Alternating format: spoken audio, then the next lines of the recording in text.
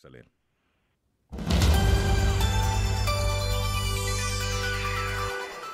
Näinä päivinä on EU:ssa jälleen isoja asioita meneillään. Euromaiden pääministerit yrittävät löytää ratkaisua Kreikan tilanteeseen. Ulkoministerit puolestaan ovat kokoontuneet päättämään muun muassa Välimerellä partioimisesta. Ja niin kuin tiedetään, EU on myös esittämässä kiintiötä pakolaisiin. Mennään jo melkein ikuiselta tuntuvaan aiheeseen. Kreikkaan tervetuloa ajantasan europarlamentaarikko Jussi Halla-aho. Kiitoksia. Niin, tänään pääministerit yrittävät ensiksi valtiovarainministerit löytää ratkaisua Kreikan tilanteeseen Brysselissä. Komission puheenjohtajan kabinettipäällikkö Martin Selmayr eilen tai viime yönä twiittasi, että Kreikasta on tullut viimeisin ehdotus maan velkakriisin ratkaisemiseksi, mutta nyt tuolta studion seinältä näkyy Ylen tekstiteivessä, että Kreikka lähetti väärät paperit, niin ehkä emme ihan tarkalleen ottaen tiedä, että minkälainen ehdotus on tullut. Selmayr kuitenkin luonnehti tätä ehdotusta twiitissä muun muassa hyväksi edistysaskeleeksi, mutta toisaalta vaikeaksi. Nämä ovat Jussi Halla-aho varmaan sanoja, jotka on aika usein kuultu. Kyllä, 4 vuotta olemme kuulleet, että Kreikka on hyvin lähellä eroamista euroalueesta. On vaikea suhtautua kovin optimistisesti siihen, että jotain oikeasti hyvää ratkaisua Kreikan tilanteeseen löydettäisiin. Kreikan hallitus on sisäpoliittisesti erittäin suuren paineen alla. Syrizan asema voi olla mennyttä, jos se tekee kompromisseja omista vaalilupauksistaan. Toisaalta ei voi olla niinkään, että muut euromaat joutuvat maksamaan Syrizan äänestäjilleen tekemiä epärealistisia lupauksia. Vaikea esittää ennusteita siitä, mitä tänä päivänä tapahtuu, mutta ehkä todennäköisin skenaario on se, että laaditaan jokin sellainen epämääräinen väliaikainen häkkyrä taas, jonka kaikki osapuolet voivat myydä omilleen voittona. Niin, jos Kreikka ei saa 7,2 miljardin lainaeränsä kuun lopussa, niin se todennäköisesti ei sitten pysty maksamaan kansainvälisen valuuttarahastolle samaan aikaan erääntyviä lainanlyhennyksiään, joten se ehdotus todennäköisesti, kun ne oikeat paperit sitten Kreikasta löytyvät, niin taitavat olla muotoa lisää rahaa ja aikaa. Niin, Kreikan linja on nyt pitkään ollut se, että sopiiko, että jätämme vanhat velat maksamatta, mutta te annatte meille uutta velkaa. IMF:llä on tietysti erittäin korkea kynnys ryhtyä neuvottelemaan saatavistaan, koska se loisi aika vaarallisen ennakkotapauksen ja se olisi aika erikoista IMF:n historiassa. Mitä tulee taas jäsenmaiden Kreikalle antamiin lainoihin ja sitoumuksiin, niin veronmaksajia tietysti voidaan kyykyttää pitkäänkin ja lainojen takaisinmaksuaikoja on venytetty jo pitkälle tulevaisuuteen ja korot on painettu niin alas, että ei näillä lainoilla nyt enää ainakaan bisnestä tehdä niin kuin Matti Vanhanen aikanaan meille lupasi. Että vaikea nähdä, missä kohdassa velkojat voisivat enää tulla vastaan Kreikkaan. Joka tapauksessa tuntuu siltä, että paineet kompromissin löytämiseksi ovat kasvaneet sitä mukaan, kun ikään kuin takaraja alkaa lähentyä. Paineet kompromissin tekemiseen ovat varmasti vahvat, koska euroon on sidottu ja euron jakamattomuuteen ja ikuisuuteen on sidottu niin paljon poliittista pääomaa Euroopassa. Ja uskoisinpa, että Tsipras ja Kreikka laskevat tämän varaan, että Eurooppa ja IMF ja EKP antavat lopulta periksi. Tarkoittaako tämä sitä, että Kreikan ei anneta erota eurosta siksi, että se ero olisi enemmän liittovaltiota muistuttavan tai muuten kiinteämmän EU-neesta? Euron jakamattomuuteen ja pysyvyyteen on sidottu niin paljon poliittista pääomaa, että kynnys päästää mikään jäsenmaa sitä eroamaan on erittäin korkea ja Kreikassa tämä tiedetään ja uskoisinpa, että Tsipras ja Kreikka laskevat sen varaan. Eli lopulta se euroero on epätodennäköistä.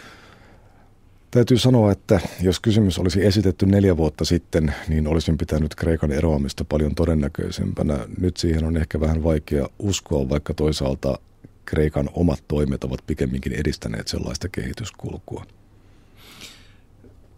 Jääkö jotakin tärkeää tekemättä pitkään jatkuvan Kreikka-kriisin takia EU:ssa? Itse talousalueessahan olisi kehitettävä. Kyllä varmasti jää. Kuten sanottua, Kreikka on pieni kansantalous, pieni maa. On käsittämätöntä, millä tavalla Kreikka on voinut tavallaan kaapata agendan koko EU:ssa ja euroalueella varsinkin viimeisten vuosien aikana. Jokin pitkän tähtäyksen ratkaisuhan tähän tilanteeseen olisi tietenkin löydettävä, mutta tämä viikko nyt sitten näyttää, että onko siihen poliittista tahtoa ja onko siihen valmiutta. Kyllähän tietysti viimeisten vuosien aikana on tehty euroalueella paljon sellaisia toimenpiteitä, joilla pyritään nimenomaan estämään Kreikan mahdollisen eroamisen aiheuttamat seurannaisvaikutukset muissa kriisimaissa. Toisaalta monet muut kriisimaat ovat toisenlaisella politiikalla päässeet jo pahimman yli, mutta Kreikassa on sitkeästi kieltäydytty ottamasta lusikkaa kauniiseen käteen ja sillä on omaksuttu ehkä hiukan samanlainen siilipuolustus kuin Venäjällä tietyissä muissa kysymyksissä, että nähdään, että koko maailma on liittoutunut heitä vastaan ja tästähän ei tietenkään ole kysymys. Kreikalle on annettu erittäin paljon periksi ja Kreikalle on tavallaan annettu kaikki mahdollisuudet ja edellisen Kreikan hallituksen aikana oli olemassa jonkinlaisia orastavia merkkejä siitä, että Kreikka olisi pääsemässä takaisin raiteille, mutta valitettavasti äänestäjien matala kriisitietoisuus johti Syrizan vaalivoittoon ja tähän nykyiseen hallitukseen, joka on edustanut sitten hyvin epärakentavaa linjaa. Jussi Halla-aho, kuinka monta vuotta vielä Euroopassa joudumme Kreikka-kriisistä puhumaan? Toivottavasti se päättyy tähän. Suomessahan on varoitettu Kreikan euroerosta muun muassa sillä perusteella, että kun meillä on paljon kahdenvälistä lainaa, meillä on sitoumuksia, että Suomi menettäisi luultavasti paljon rahaa, jos Kreikka ajautuisi konkurssiin, mutta toisaalta Suomen saatavat Kreikasta ovat tällä hetkellä enemmänkin teoreettisia. Kaikki tietävät, ettei Kreikka pysty maksamaan lainojaan missään tapauksessa takaisin, joten en usko, että Suomi on sieltä nykyisenkään linjan jatkuessa ja sitä pitkitettäessä omiaan saamassa takaisin koskaan. Jatketaan pakolaisasialla toisella, voisiko sanoa melkein ikuisuusaiheella. Euroopassa komissio esitti toukokuussa, että EU-maat jakaisivat 40 000 Italian ja Kreikkaan saapunutta syyrialaista ja eritrealaista pakolaista tasaisesti keskenään. Näin myös Suomen tulisi ottaa osansa näistä siirrettävistä turvapaikanhakijoista. Maailmanlaajuisesti viime vuoden lopussa pakolaisia oli noin 60 miljoonaa, enemmän kuin koskaan aiemmin YK-tilastohistoriassa. Miksi Suomen ei tulisi tehdä oma osansa, Jussi Halla-aho? No, Suomi tekee oman osansa. Meillä on väkilukuun suhteutettuna EUn toiseksi suurin pakolaiskiintiö. Tällä hetkellä pakolaiskiintiö, sikäli kun nähdään pakolaisten vastaanottaminen hyvänä tapana auttaa, niin pakolaiskiintiö on hyvä järjestelmä, koska se antaa mahdollisuuden ennakoida. Tiedetään, paljonko ihmisiä on tulossa, osataan varata riittävät varat näiden ihmisten vastaanottamiseen ja kotouttamiseen.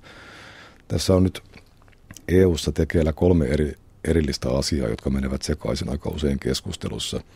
Ensinnäkin komissio esittää 20 000 hengen pakolaiskiintiön luomista EU-alueelle, josta Suomen osuus olisi esitetyillä jakokriteereillä noin 300 henkeä.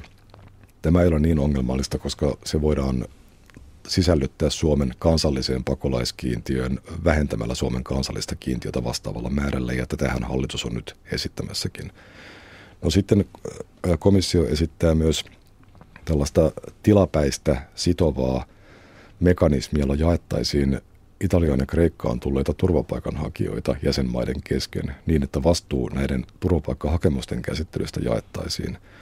No nyt tässä on se vaara, että lailliseksi pohjaksi on esitetty EUn perussopimuksiin sisältyvää hätätilamenettelypykälää, jota ei ole koskaan käytetty.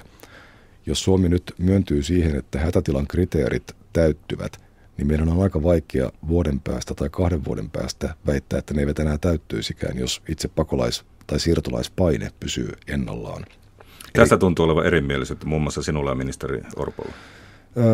No, ministeri Orpo on esittänyt, että ministerineuvostossa taakanjakomekanismi,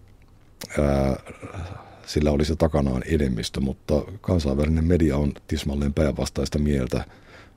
En ole mistään löytänyt tukea tälle väitteelle. Ilmeisesti vain noin 10 jäsenmaalta kannattaa tämän sitovan mekanismin luomista. No sitten 3. asia, komissio aikoo tämän vuoden loppuun mennessä tehdä lainsäädäntöesityksen pysyvästä ja automaattisesti laukeavasta ja sitovasta taakanjakomekanismista, joka pakottaisi Suomen ja kaikki muutkin jäsenmaat vuosittain ottamaan vastaan Italiaan ja Kreikkaan ja muualle tulevia turvapaikanhakijoita. Ja tämä 40 000, jota on väläytelty puheissa, niin se on täysin epärealistinen luku, koska viime vuonna turvapaikanhakijoita tuli EU:hun yli 600 000 ja tänä vuonna määrä mahdollisesti lähestyy 1 miljoonaa. Eli meidän ei pidä suostua tämän mekanismin luomiseen ja avaamiseen, koska ne määrät ovat jatkossa aivan muuta kuin se 800, mistä nyt on puhuttu Suomen keskustelussa.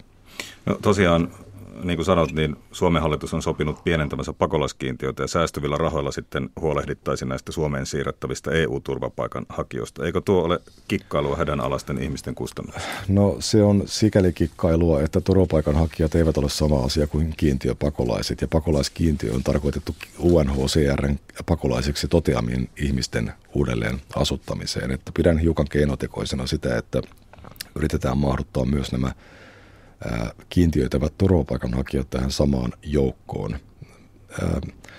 Taakan jako, siis turvapaikanhakijoiden jakaminen jäsenmaiden kesken ei ole hyvä ratkaisu, koska se ainoastaan houkuttelee lisää ihmisiä liikkeelle. Ja nyt täytyy muistaa sekin, että niistä ihmisistä, jotka tulevat Välimeren yli ja hakevat turvapaikkaa, enää 30% on Syyrian sotaa pakenevia ihmisiä.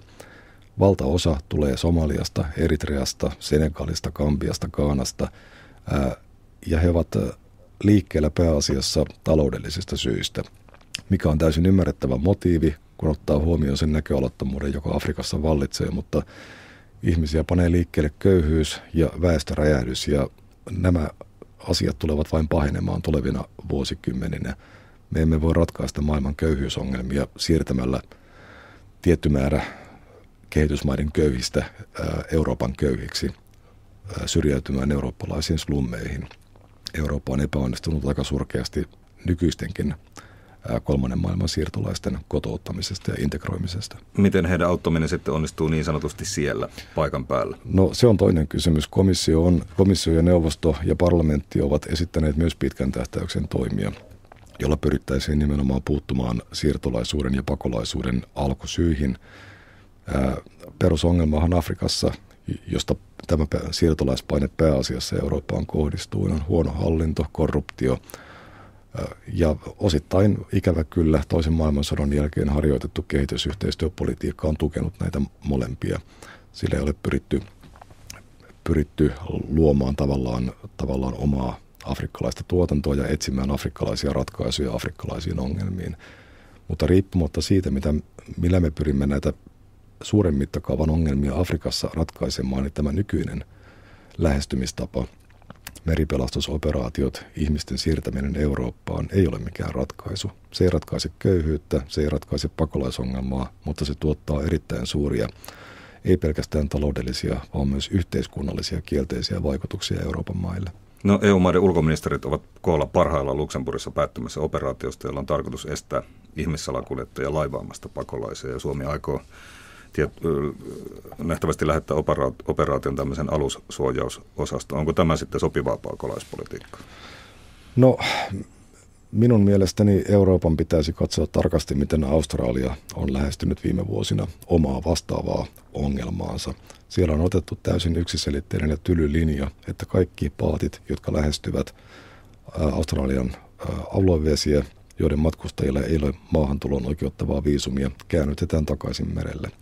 Tämä kuulostaa julmalta, mutta toisaalta Australian vesillä ei enää huku ihmisiä. Meidän on tämä kriisitilanne pystyttävä ratkaisemaan nyt Välimerellä, ja meripelastusoperaatiot ovat räjäyttäneet merelle lähtevien ihmisten määrän Välimerellä, ja näin ollen myös lisänneet merkittävästi hukkuneiden määrää.